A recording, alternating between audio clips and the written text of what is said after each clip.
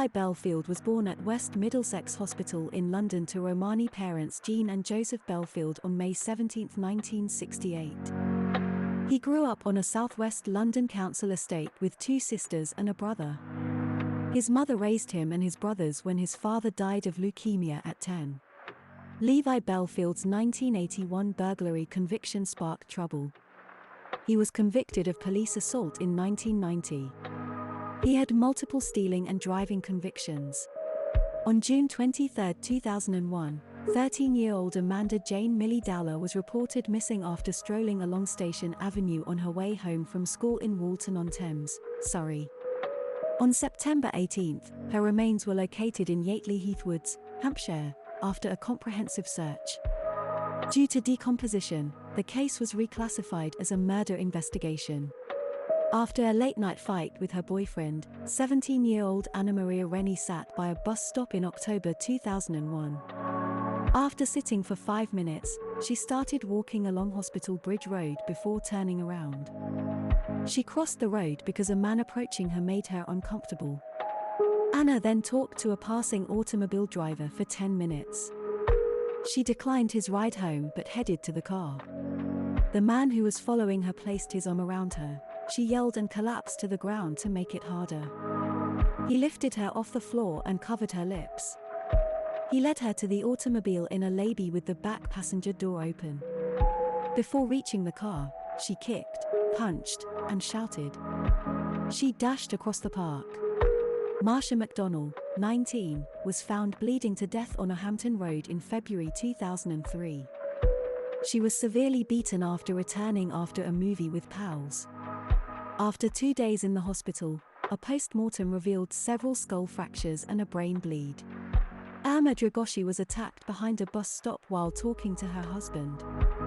Her spouse recalls hearing her cry in the phone dying. She told police that a man had tried to steal her phone and punched her in the head from behind. She had nausea and amnesia. She had 2 black eyes and a huge bulge on the back of her skull. On May 28, 2004, 18-year-old Kate Sheedy took the H22 bus back to Alworth from a karaoke club with her pals to celebrate the end of her examinations. She crossed the road to avoid a white people carrier with the engine running she had a horrible feeling about. After she entered the road, the van smacked her in the face. The wheel ran over her body, and the driver reversed over her before racing off and leaving her for dead on the street. She collapsed after trying to stand up, unaware of her extensive injuries. Luckily, she called her mother to tell her she was dying. Her parents left the house, again only yards away, to discover her laying in the street with her stuff scattered. After calling an ambulance, the hospital disclosed her injuries. Her lower back, liver, ribs, and collarbone were fractured. Despite her lungs collapsing and being pierced, she survived. She received home treatment after a month in the hospital. Amélie Delagrange, a 22-year-old French student visiting the UK, was found at Twickenham Green, London, with major head injuries on August 19, 2004. She died in the hospital that night. Within 24 hours, authorities linked her murder to 19-year-old Marsha McDonnell, who died from similar injuries the year before. After connecting the deaths, investigators asked about a white van spotted on CCTV circling the area before Amélie's body was located. Eliminate nearly 26,000 white Ford Couriers. So they cross-referenced the van owners with a robust list of 129 women who suspected their ex-partners were involved. Jo Colling reported Levi Belfield, who had come to her the night he killed Amélie in a shaky, scared state professing to have done something unforgivable. Levi suited the police profile as a blonde hater. CCTV footage of Marsha McDonnell getting off the bus before being attacked revealed a Vauxhall Corsa nearby, linking Levi Belfield to her murder. Levi registered the car for £6,000 just months before her death. In the days after her murder, he sold it for £1,500 to remove any evidence linking him. His previous car matched Katie Sheedy's attempted murder vehicle. Levi Belfield patrolled bus stops and talked to young ladies alone, according to police surveillance. He was arrested for Amélie's and Marsha McDonnell's murders 3 months later. He was charged 2 years later in 2006. Levi Belfield's trial began Friday, October 12, 2007. His charges included murdering Marsh McDonnell and Amelie Delagrange, Irma Dragoshi and Kate Sheedy's attempted murders, and Anna-Marie Rennie's kidnapping. Defended. Sunil Garu, a Levi Belfield associate, testified at his trial. He said he was in Levi's car when he parked and yelled "See this" before coming out and attacked Irma Dragoshi at the bus stop. Levi blamed Sunil Garu for this attack instead. Levi Belfield attempted suicide 6 days after killing Amelie Delagrange by overdosing on antidepressants in his bedroom.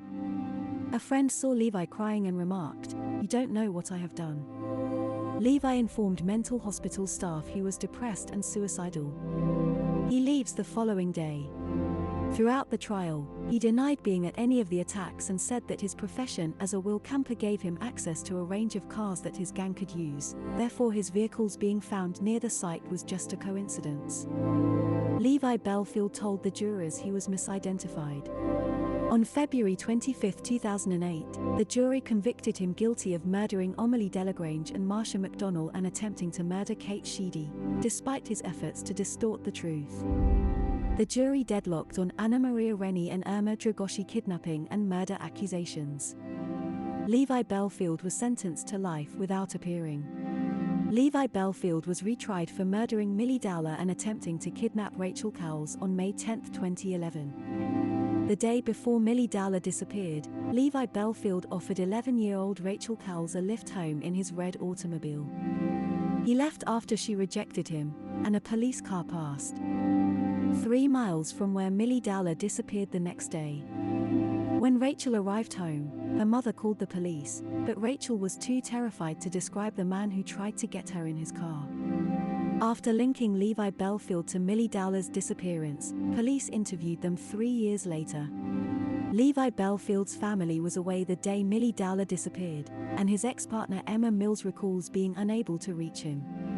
In court, she described how he was wearing different clothes than when she left in the morning and had informed her he was spending the night at a different home the couple lived in. But when Emma came there, the bed had no sheets, duvet, or covers. The bed was unslept in. Levi Belfield quickly moves his family from Collingwood to West Drayton the day after Millie Dowler disappears. Levi's red Daewoo Nexia, which was involved in Rachel Cowles' attempted kidnapping, left 22 minutes after Millie Dowler disappeared. Levi Belfield told the judge he would not testify in his defense, a power maneuver. Instead, his defense team tried Bob and Sally Dowler, Millie's parents. They revealed that Bob Dowler was a suspect in her murder and that Millie wrote a note to illustrate she was an unhappy teenager who wanted to move away from her family. On June 23, 2011, Levi Belfield was found guilty of her murder and sentenced to life again. Levi Belfield confessed in 2016. He revealed Millie Dowler's fate. He said he kidnapped her in his car and assaulted her at his Walton train station flat. He drove her to his mother's driveway and raped her in the car's boot in full daylight. He assaulted her till he strangled her and dumped her body in the woods the next day. Since Levi Belfield's detention, authorities have re-examined earlier cases and suspect him of murders and assaults. A senior social worker reported that Levi was linked to 6 guys accused of pedophilia, grooming, and murder. Some of them included Victor Kelly, a convicted child sex offender who gave narcotics to under 14 females to manipulate them. Suraj Garu, 25, was convicted of seducing a 14-year-old girl from a children's home. Sunil Garu, Suraj's brother, testified in Levi Belfield's original murder trial and was incarcerated after giving police a false statement to cover for him. He served 9 months for perverting justice. Police investigated the 1990 Hampstead murder of 51-year-old Judith Gold after Levi Belfield's 2008 conviction. After being attacked and hit multiple times in the face with an unidentifiable item, she died yards from her home. Belfield is notable for similar occurrences. He is suspected of 20 more 1990 to 2004 London women's attacks. Because blunt force trauma attacks on women and children employing hammers were so rare, the authorities linked them all to Levi Belfield. Levi Belfield confessed to many unsolved rape and murder cases to police in early 2015. 10 Metropolitan Police squads coordinated several investigations. On November 9, 2016, a statement said, "All avenues of inquiry have been exhausted and the decision has been taken to end the investigations as there is no evidence to link the man to any case for which he has not previously been convicted." Police think he confessed to hurt the victims' families.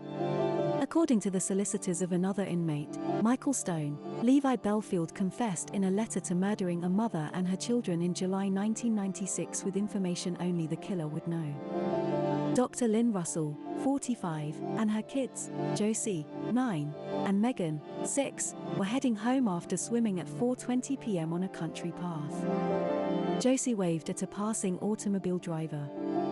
The automobile was across the road as they walked. The hammer-wielding man demanded money. Lynn offered to take him home and give him money, but he refused. She told Josie to rush to the nearest house for aid. The man hammered 9-year-old Josie. He then tied the three of them and the dog with strips from Josie's blue bathing towel, a bootlace, and tights in a small group of trees.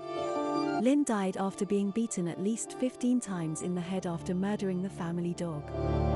Josie's skull was fractured, exposing her brain matter and leaving many cuts. Megan, 6, received major skull fractures from at least 7 hits. The attacker returned to his car and drove back. A man was seen disturbed a mile from the crime scene 30 minutes later. He dropped a string bag of bloody towel strips. Josie survived the attack, but her mother and small sister Megan died before aid arrived. After tip-offs from Crime Watch, 37-year-old Michael Stone was arrested for the killings in July 1997. 2 nursing staff members and a psychiatrist reported Michael Stone as a suspect. Medical workers called in to say they had worked with him days before the attack. He was hostile and threatened to kill people and their families. He also threatened his probation officer with a hammer. Due to drug use and a year's memory loss, he had no alibi for the murders. He claimed innocent and couldn't recall where he was during his trial.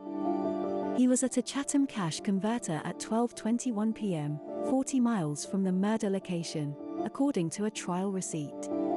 Michael Stone stated authorities he had never heard of Chillenden, the murder site, but many of his pals testified that he knew it well.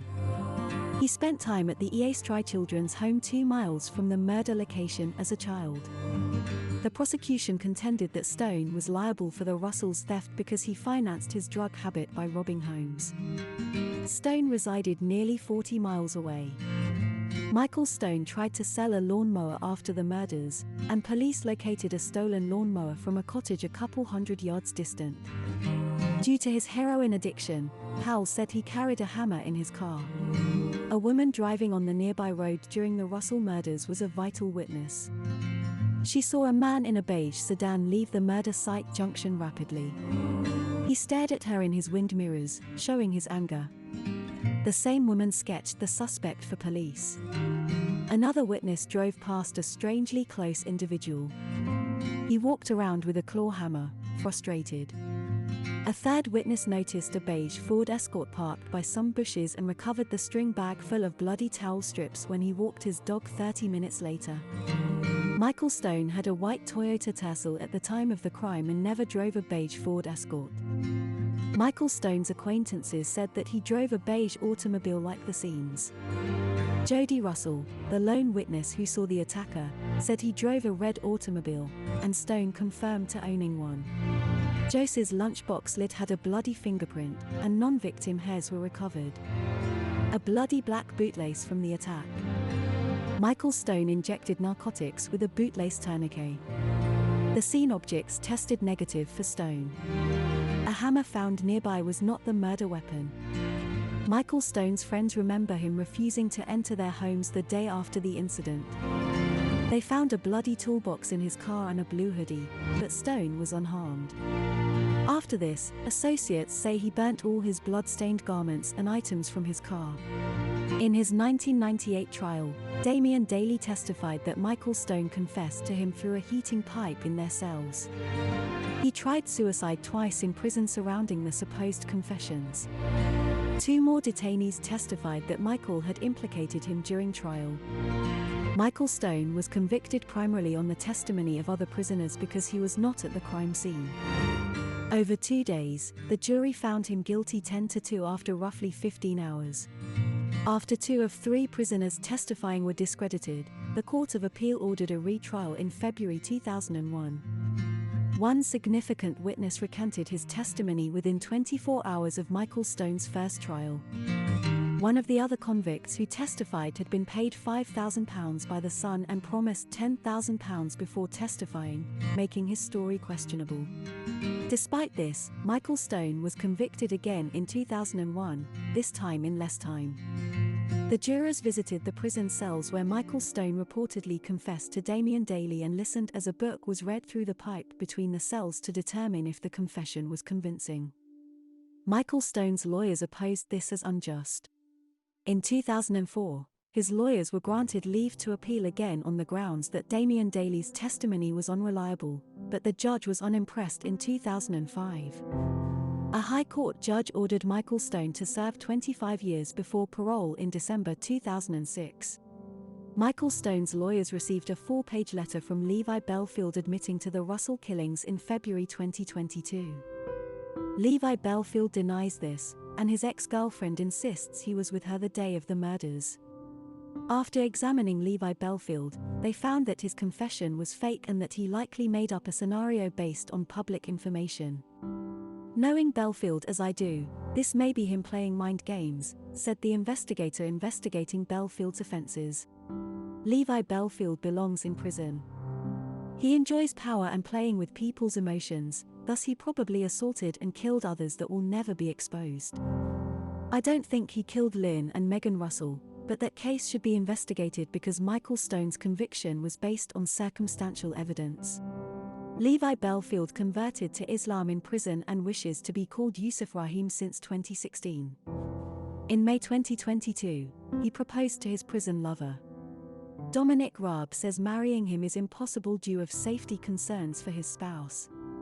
Victoria Atkins, the prison minister, said, "I just want to reassure people, I understand an application has been made that has not been decided yet, and he most certainly has not married yet, but, if I may, he's currently got the right under Article 12 of the Human Rights Act to get married, or they have the right to have the application considered by prison governors. Disgraceful. I ordered an urgent review. I welcome the Bill of Rights debate and 21st century UK human rights discussion. I'll raise it."